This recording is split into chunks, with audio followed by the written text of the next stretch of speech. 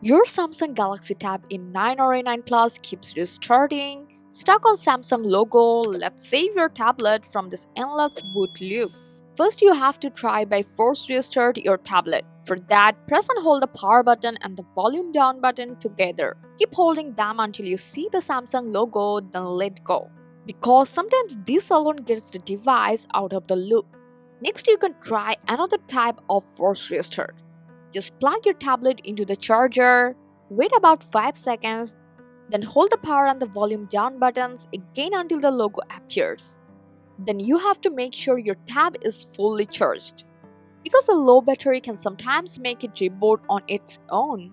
Next, be careful if you're using a case, take it off and make sure the power button isn't stuck. Press it 3 or 4 times, then tap and hold it a few more times to check if it's working properly. Next, you have to check the temperature. If it's too cold, gently warm it using a hair dryer, or if it's overheating, let it cool down. Avoid using it in direct sunlight or near heat.